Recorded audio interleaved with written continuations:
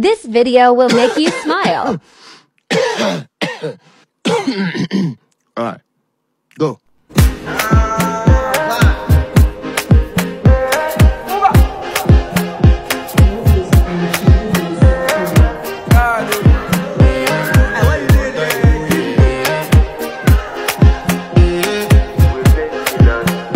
I want to flex my love, I want to impress, and I want to carry my love away to a place she loves. I want to impress, and I want to carry my love away to a place she loves.